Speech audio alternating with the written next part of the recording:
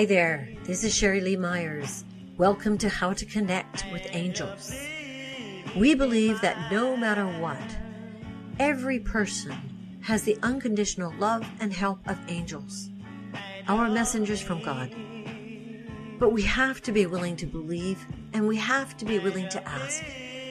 That's what our film, The Glitch, that we are shooting here in New Orleans is all about, with the help of some amazing music and talent. If you're curious, visit us at theglitchmovie.com and take a look. But now, right now, let's talk to someone who's devoted to helping us make a divine connection.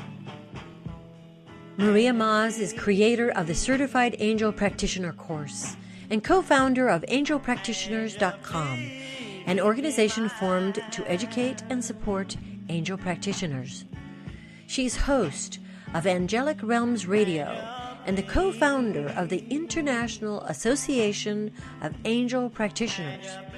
Maas lives in Long Island, New York, with her husband and 2 pampered cats. Maas of Angelic Realms Radio, of angelpractitioners.com, the creator of the International Association of Angel Practitioners, and the author of the Angel Practitioner Handbook. My. I'm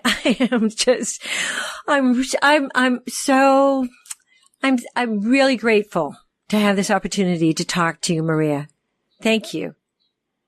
Well, thank you, Sheri. I'm really excited and very grateful to have this opportunity as well. And I know that the angels have orchestrated it all. Yay. I'm beginning to find strains of the same experience throughout a lot of light workers, that they related to certain people in their family in the same way. Let's talk about your relationship with your grandmothers and your background. Is that okay? Absolutely. I'd love to. Thank you. Being in Queens, with little short, what they call city blocks, you always had a relative, some family member that was living within walking distance of where you lived. That was very popular back then. Nowadays, everyone is scattered all over. But back then, people families tended to live more close by. Mm-hmm. So I spent a lot of time with both of my grandmothers, my father's mother as well as my mother's mother. It's my mother's mother, though, who I was really the closest with all of my life into adulthood. Mm-hmm. And what was her name? My mother's mother? Mm-hmm. My mother's mother's name is Pauline. Pauline? Yes. Mm-hmm. And she's the one that I spent a good deal of my time with as a little girl, and who really was more like a mother to me than a grandmother. Mm-hmm. And my grandmother was very highly intuitive. My mother had more what we do call psychic experiences that she shared. My grandmother, though, was very highly intuitive and telepathic. We could communicate telepathically, my mother and I. And I believe that my grandmother was psychic too, except that she just didn't really exercise those abilities. Mm-hmm. And my mother was more into that than she was, but my grandmother always knew what you were thinking and feeling. I mean, you just couldn't put anything past her. Mm-hmm. My grandmother was, we were raised Catholic, but my grandmother wasn't like so religious that she was in church every Sunday, and following things to a T. However, I did go to Catholic school. Mm-hmm. Okay, I started out in public school in kindergarten, but then 1st grade through 5th grade was in Catholic school before we moved to Long Island, where I began going back to public school. So, a lot of the influence and my knowledge of God and the angels and things like that are from that kind of a background. Now, my grandmother, and we know angels transcend religion, so it really has nothing to do with being a Catholic, but that's just how you can understand my background and where I'm coming from. Mm-hmm. So my grandmother used to read to me stories from the children's Bible, and it was a beautiful version of the Bible, written with stories, especially, to be interesting to children and understandable to children. with beautiful illustrations. So long before I knew how to read, when I was maybe 2-3 years old, I remember sitting next to my grandmother in her big armchair, and she would be reading me stories from the Bible. And I remember the ones that stand out the most clearly in my mind are anything that had to do with Mother Mary and the angels. Those stories, just I can still picture I have that Bible somewhere still packed away too. But I could still see like the images and the illustrations in the book in my mind's eye. I remember the stories, and the stories of, there's the one with where Jacob's ladder, that they call it, where he has a dream. Jacob has a dream, and he sees the angels. He sees these stairs ascending from the earth up into the heavens, and the angels running up and down them. That stands out in my mind. The story of the Annunciation, where Archangel Gabriel comes to Mother Mary and tells her she's going to be the mother of Jesus, who is the Son of God. I remember that story very clearly. I remember, things talk about guardian angels and how everyone has a guardian angel, and your guardian angel is always there to watch over you and guide you and protect you. But, I've also learned that they won't go against your free will or the will of God, so you have to be open to that kind of thing. So I always felt this sense of, protection, that there's something beyond what we can see, hear, and feel and smell on the earthly plane, and that there is a higher power. And, so I've always been open to that kind of thing. And how fortunate for a young girl, how fortunate for a little girl and for a young woman to have that feeling of assurance. Yes. And protection. Yeah. Did that continue your relationship with the angels? Yes, but not the way it is nowadays. I always carried with me, I guess, through all my life that, Mother Mary is with me, Jesus is with me, the angels are with me. I always, believed that, but it wasn't as prevalent in my life and working with them in the way that I do now, because I really didn't know that I could. I just knew I could ask for help if I was in trouble or things like that, but I didn't really realize how it could become a way of life and something that, on a day-to-day basis. And partnership. Yeah. But you had an experience, didn't you? There was something completely opened up this as a possibility for you. Am I right? Yes. Please, let's talk about that. Okay, so we're going to fast forward a bit now. Yes, please. Okay, so now I am, I'm about 40 or so years old, and I'm living in my own home on Long Island, and I work as a public school teacher. That is my profession, and this is why I love teaching so much. It's just something I know I was born to be a teacher. And I was also working part-time on the side professionally as a tarot card reader, because I've always enjoyed metaphysical subjects. I've enjoyed the idea of divination. And once I really began learning about tarot and how it really is an amazing, amazing tool and nothing to be scared of, because there was a time where I felt like, okay, I better not work with tarot because, according to Catholics, it's you're tapping into something you shouldn't be. Right. And I'm not going to get into that whole topic because we could sit here and talk another whole half an hour just about that. Yeah. Okay. But long story short, I know that is nonsense, and I know it's all about connecting. It matters who you're connecting with, and I'm connecting with God, I'm connecting with Jesus, I'm connecting with the angels, with Mother Mary, with, beloved saints, so that's where my connection is, so there's nothing to fear. Got it. Okay, so this inanimate tool, the tarot, becomes, something that works, and it works by the connections that it makes with the person that is doing the interpretation, okay, and things that it triggers for this person. So I was working as a tarot reader for quite a while, a number of years, and it was around 2000. It was in 2009, early 2009, when I lost my grandmother, who I was closest to. She was, other than my husband, my grandmother was the person, and my brother, who I've lost too.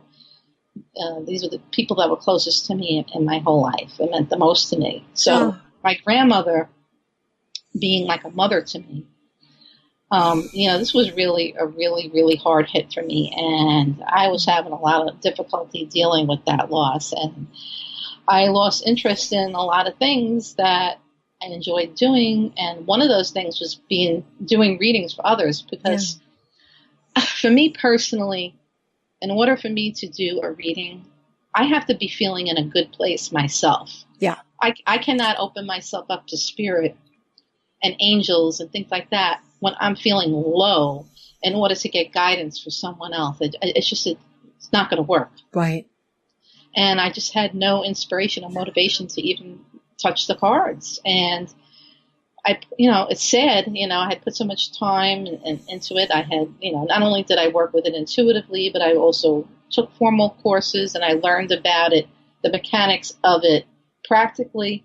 So I know a lot about it. And I just had no inspiration to do it anymore. So one day I went over to a bookstore in my area. It was called Borders Books, which sadly we no longer have those anymore, because now with with ebooks and things like that, a lot of these nice bookstores are closing up. Yeah. But back then we still had it, thankfully. And I went into the store and I was browsing around, and I always made my way over to the metaphysical section, which was my favorite, genre to browse and peruse books. Mm-hmm. And I'm in there and I made eye contact. Well, actually, but I'm leaving out a very important piece. Backtrack a little bit. I walk into the store, and as I walked in the store, I remember asking, in my, not out loud, just in my thoughts, saying, God, I need some inspiration today.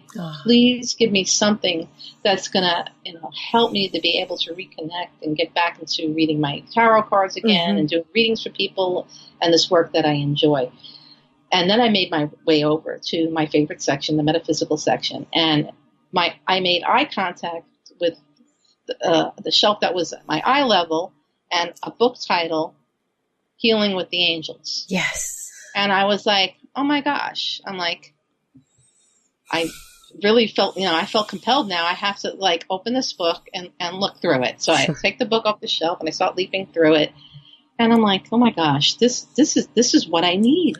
I'm like, I just felt like I had to take this book home with me. It was like no hemming and hawing about it, not flipping through, 1,000 other books and making up my mind. It's like I knew instantly this was the book for me that I needed. Cool. So I looked at the, the author's name, and it's Doreen Virtue. And I didn't know who she was at the time. Amazing. At the time, she was, and amazing enough, because I looked at the shelf, and that whole shelf was lined with books with Doreen Virtue's name on it. And I'm like, well, she's obviously somebody very popular, because she has an awful lot of book titles with her name on them. Yeah.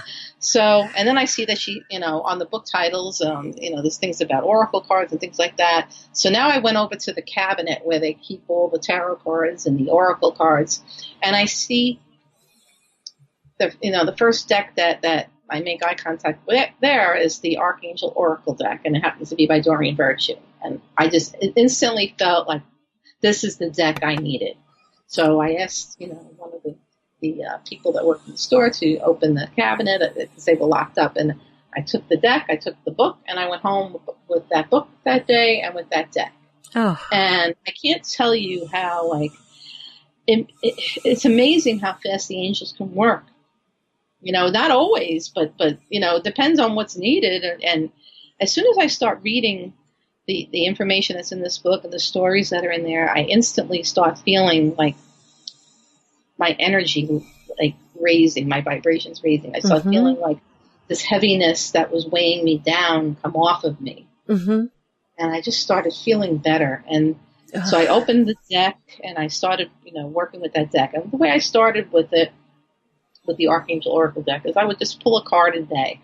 And just the way my tarot cards used to do for me way back when, where if I did readings for myself, I could pull one card, I could pull 3 or whatever, 5, 10, whatever I was going to pull, it would always be something that really connected with whatever was going on with me at the time, and it was always a message that that I needed to hear. And no matter which angel I pulled out of the deck, whatever the message was with that card that day, it was like, oh my God, that's like so spot on. That's what I needed to know. And I would continue throughout the day, thinking of that archangel and asking them for their assistance and their help and being open to it. And little by little, next thing you know, I felt I was ready to go back into reading my tarot cards. One day I just all of a sudden felt like, okay, you know what? I want to do a tarot reading for myself. And I did that. Next thing you know, I was out doing readings in public again for people at different events. And you were bringing in this other element. You described earlier, you were also bringing in the oracle cards, correct? Right. So now what happened is the big major change for me was that I could no longer just read tarot cards by themselves. Now the tarot cards and the angel messages went hand in hand for me. And now no matter what type of deck I pick up, whether it's an oracle deck, whether it's a tarot deck, the angels are involved in it. There's never a time that I sit down to do readings, even if it's just a psychic reading without cards, whether it's working with crystals, whatever it may be. Whatever projects I'm working on, whether I'm writing a blog article, whatever it may be, creating a new course, just going out to work, to work my regular job on a daily basis, which is teaching. And it's a very, very important thing because I work with a lot of children that have a whole array of issues, emotional issues, physical disabilities, all kinds of things. So, that work is very important too. And no matter what I do, even if it's just, an everyday thing going, maybe I'm going to go and spend some time in my swimming pool on a nice day, or maybe I'm going to go shopping. Like the angels are always with me. I always call upon them every day. I thank them, for everything that they do to help. And it's just become a way of life for me. And now you teach courses. You've developed courses. You've written a book. I mean, you've really moved it forward in your life, and it's now your life's work is helping other people learn this. Please, let's talk about the classes and the Angel the Angel Practitioner Handbook. It's available through Balboa Press, right? That's correct. And at your website, angelpractitioners.com. Right. Okay, so let's talk about your classes and let's talk about the book. Right, and the book is also available on Amazon, anywhere. Oh, yes. If you could just Google Angel Practitioner Handbook and it will come up. Neat. Yes. It's so great. Yeah. It's a great book. It's a great book, you all. Anyone who's just going to take those first initial steps, or if you want help understanding how you do what you do, I mean, you've broken it down and you help us to understand these nuances. Now I'm jumping ahead and jumping in. I'm going to shut up. Please tell us about the book. Yeah. Tell us about the book. How's it organized? Okay. Well, the book came about, secondary to the course. Okay. The first thing that I, created as far as teaching and about working with angels was my course called, Certified Angel Practitioner Course, which you don't have to become certified, but if you do want to become certified, you can become certified through my organization, the International Association of Angel Practitioners. Okay, so now, which I am the co-founder of. And we're going to talk about that in a little bit. About that. Okay, right. Great. So the way the course came about, okay, I had taken a number of courses myself over the years, and I took one of Doreen Virtue's courses. It was a certified angel card reader course, and I felt it left a lot out. And I was like, that was a great course. I enjoyed it. There was, I liked it. I enjoyed the course. I'm glad I took it, but I felt there's more that should have been covered with it. So I'm like, well, you know what?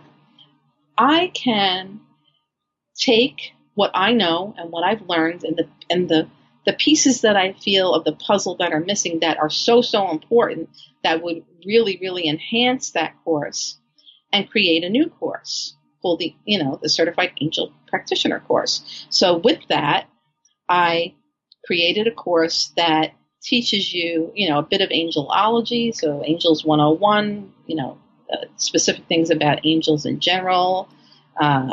Then I get into talking about energy, different types of energy, and how to set up sacred space, how to protect yourself from unwanted energies, how to attract angels, how to, different things about all the basic things that you need to know about the chakras and the aura, and basically everything that's in my book, Angel Practitioner Handbook, are the things that I cover in my course. I get into everything, into basic,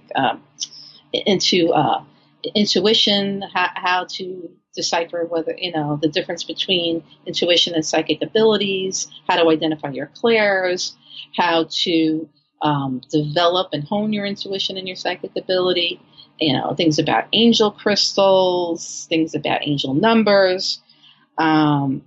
And then I get into meditations. I have different meditations that I created. The meditations are beautiful. I just want to mention that because thank you. Gorgeous and beautifully written, beautifully structured. They're visual. I mean, y'all, you want to learn how to write and how to create and then beautiful flowing meditation. I really suggest you get this handbook. And I've listened to a lot of meditations, and there's an art to that. And you take your time and you really establish the place. As a dramatist, I'm interested, but your work is so beautiful. So beautiful. And I really want to congratulate you for amassing your knowledge and what you're understanding and refurbishing it for other people so they can get their hands around this. Now, just kind of came to me to ask you this. Mm-hmm. What kind of difference do people notice in their lives when they start working with their angels and taking the classes? And in your life and then in other people's lives, what have you witnessed? I think the magical thing about it is that you start to gain the sense that everything is going to be okay, that there is a time and a place for everything, that there is a higher power, that we can, that is not just there ruling over us, it's there for us to tap into and to draw upon this energy to enhance our own lives in order to manifest our dreams into reality. And that once we're open to it, it's just a limitless potential of what can be for us in our lives. Well, speaking of limitless potential, I want to take this moment to talk about the International Association of Angel Practitioners. What is it about? Why did you create it? All of that. What's going on? Okay, the International Association of Angel Practitioners was created and founded in February of 2015 when I launched my first course, the Certified Angel Practitioner Course, and our website, angelpractitioners.com. The International Association of Angel Practitioners is an organization that has been formed to educate and support spiritual entrepreneurs worldwide. So with their business, with things that they need to learn, with getting them out there, getting their name out there, we have them on our radio shows. I highlight one person a month on my radio show and what I call the Angel Practitioner Spotlight. We set them up with a page on our website with their own blog page. Mm-hmm. Great. So we try to support them in whatever way that we can. Mm-hmm. Mm-hmm. And the International Association of Angel Practitioners, is that open to other people who might do angel card readings in another part of the planet? How do Absolutely. how do they, how does that work? Do they need to take the course? How does that? Okay. They do not have to take our course. We have an annual membership, which is very, very affordably priced, and they get a whole laundry list of benefits with that. Anyone that's interested in finding out what the whole list of benefits are can just go to angelpractitioners.com/IAAP. And great. that'll take them to the page with all the information about it. But it's, there's too many things to even list of the ways that we can help them. But they don't have to be an angel card reader. They may be a Reiki master. Cool. They may, cool.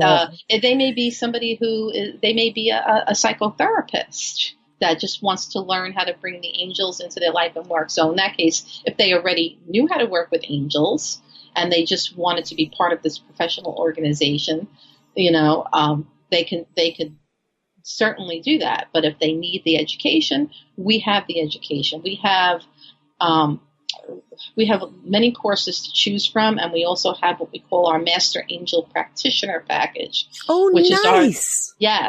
Which is our it's our 3 core courses, and it's everything from your foundational course, which is my course, which prepares you with all that foundation and also gives you an introduction to angel card reading, and then you move on to either angelic mediumship, or you can it doesn't really matter what order you go in, and then the other course is in angelic numerology and tarot, and then I have another course called Mastering the Art of Angel, Oracle, and Tarot Card Reading, which is really a unique course. It's like 3 courses in one, where you learn everything about reading tarot cards, about reading angel cards and oracle cards, and combining them all. And it's just a really unique course. Wow. So we have a lot to choose from. But you don't have to take our courses. You can become a member and still have, the benefits of membership without taking our courses. So you could be, a spiritual entrepreneur that works with angels in some capacity, but, it could be just about any way. That's so great. You have been healed with the angels. Oh, without a doubt, because see, that's it. For me to teach something, it has to be something that inspires me, something that I believe in, something that I enjoy and I don't get tired talking about, because as a teacher, you do a lot of talking and you do a lot of writing and developing course materials and things like that. So you have to really, really love it and believe in it.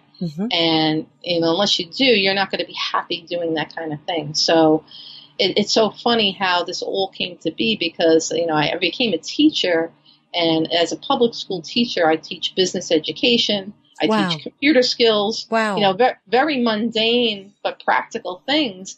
And who knew? It's so funny how the angels work. How now I was going to begin using my skills as a professional teacher, as a professional educator, to educate people on something that is on the whole other end of the spectrum. We go from computers and very technical, worldly things to otherworldly and spiritual things, but yet it all works together, because all these skills that I have help me to do this, because, I need to know how to use a computer to type up, to type blogs and books. And I need to know how to run, use a computer to run a podcast or a radio show. And your radio show. Come on. That's awesome. How many years it's been since, is it 2009 is when you started? When did you start? The radio, I began doing radio in 2012. 2012. Okay. Right. Angelic Realms Radio, twice a week, correct? Yes. But, it used to be a weekly broadcast, but life has gotten so busy. It's just too much to do it on a weekly basis right now. I'm not saying that it won't go back, but I go with the flow and I do what I can. Right now I'm basically doing, 2 times a month. And up until matter of fact, tomorrow is my last show that's going to be on Mondays. Okay. So after that, I've been doing Mondays for years now. I'm going to be moving to Sundays because that'll just be easier for my set schedule. So I will be having a show first and third Sundays of the month beginning in October. Oh, great. And it'll be live at 2 p.m. Eastern. 2 p.m. Eastern. Okay. Right. That's the plan I have now. Okay. But, it can change. And the shows are recorded live. And I always have some type of a topic to discuss and teach people about. And then I take calls and I do, I answer questions either on the topic, or if somebody needs, an angel message, I'll do a little mini reading for them live on the air. And then once a month, I interview an up-and-coming angel practitioner. Sometimes I have somebody who is already well-known, but the majority of interviews that I do, I call the Angel Practitioner Spotlight episode, are folks that are just coming on the scene, and either members of our organization, the IAAP, or taken some of our courses. So it's a way to give back to our graduates and our members and help promote our members. Sure. But I also do interviews with people who are already established. So anybody who's interested in being a guest on my show, I would invite them to please, send me an email, maria@angelpractitioners.com. Oh. Put angel show or a radio show, whatever you want in the subject, and, I'll get back to you and try to arrange, an interview. And as long as you do some type of work with angels, whatever it may be. Anything you feel compelled to share from the angels, about what's going on these days, anything that you want to talk about, this is your time.